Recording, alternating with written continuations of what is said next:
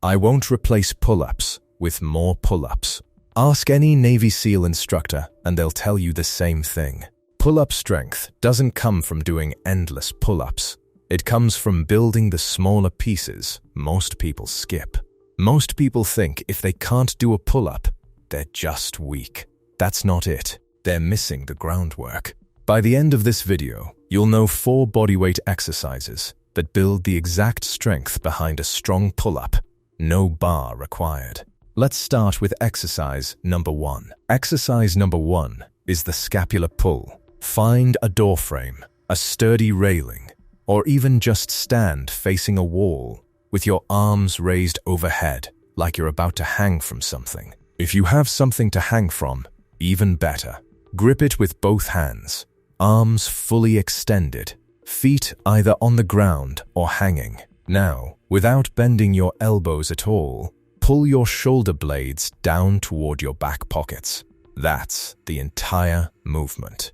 No arm bend, no elbow drive, just your shoulder blades sliding down and together. Here's where most people get it wrong. They immediately try to bend their elbows and pull like it's a real pull-up. Instead, keep your arms locked straight the whole time. The movement happens only in your shoulder blades. Here's why it matters. Before a SEAL can pull heavy weight, his own body weight, up and over an obstacle, his shoulders have to know how to engage first. Without that scapular control, all your pulling power leaks out before it ever reaches your back. Keep your neck relaxed. Don't shrug up toward your ears. And move slow. This isn't about speed. It's about control. If hanging is too much for your grip right now, do this standing against a wall instead. If it's too easy, add a slow 3-second hold at the bottom of each pull. Aim for 10 to 12 reps. Rest 30 seconds. Do 3 rounds. Feel that tension right between your shoulder blades.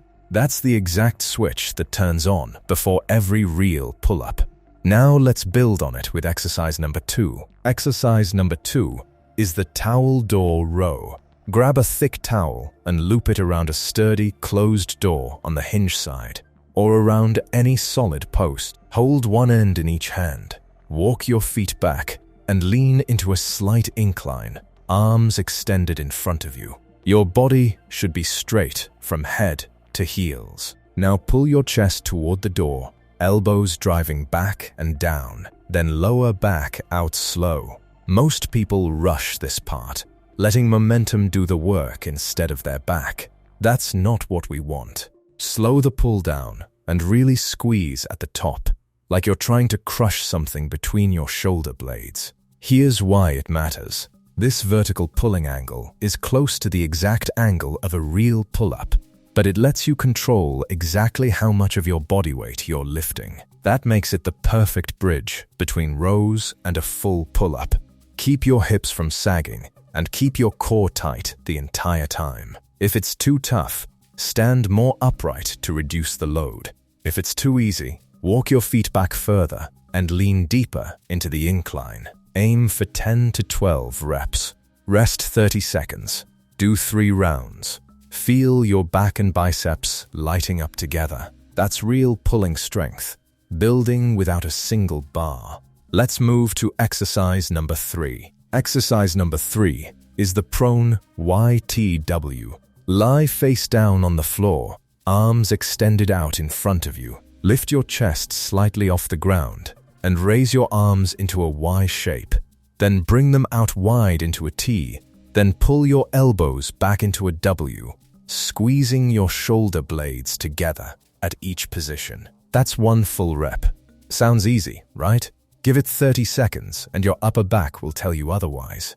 Most people rush through all 3 positions without pausing. Instead, hold each letter for a full second, feeling the squeeze before moving to the next one. Here's why it matters. This drill trains every angle your shoulder blades need to move through to support heavy pulling, not just one direction. A pull-up demands strength from all of those angles working together, not just brute force from your arms. Keep your neck neutral. Don't crank your chin up to look forward. and breathe steady through the whole set. Don't hold your breath, waiting for it to end. If lifting your chest is too much on your lower back, keep your forehead resting on the ground and just move your arms. If it's too easy, hold a light book or small weight in each hand. Aim for 8 full YTW cycles. Rest 30 seconds. Do 3 rounds. Feel that burn spreading across your entire upper back? That's the support system a pull-up depends on. 1 more to go. Exercise number 4 is the single arm dumbbell row. This last one is the toughest, and it ties everything else together. Grab 1 dumbbell and set it beside a sturdy bench, chair, or low table. Place your opposite knee and hand on the surface for support, keeping your back flat, almost parallel to the floor.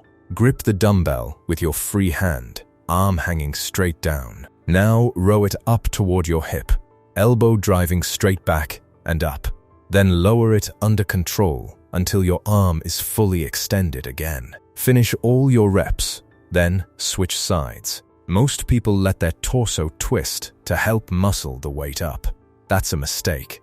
Keep your hips and shoulders square to the floor the entire time, like you're bolted in place. Here's why it matters. Real pulling rarely happens with both arms working evenly. SEALs train single arm strength because in the field, one hand is often busy holding gear, a weapon, or a wounded teammate, while the other has to do all the pulling. This move builds that same lopsided, real-world strength. Keep your core braced to stop the twist and control the weight on the way down. Don't just let it drop. If it's too heavy, go lighter. If it's too easy, slow the tempo down or add a 1-second pause at the top of each row. Aim for 8 to 10 reps per side. Rest 30 to 40 seconds. Do 3 rounds. Feel one side working harder than the other? That's the imbalance most training never touches. And now you're fixing it.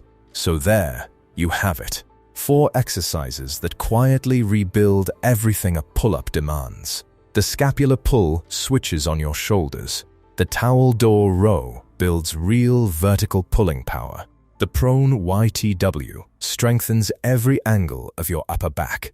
And the single-arm dumbbell row fixes side-to-side imbalances most people never train. Together, they rebuild pull-up strength from the ground up. No bar needed. Train this routine 3 times a week, resting a day in between, and give yourself 4 to 6 weeks before you judge the results. Strength built slow tends to stick around. So try this before you go back to grinding out failed pull-up attempts. And let me know in the comments how many of these 4 challenged you the most. Catch you next time.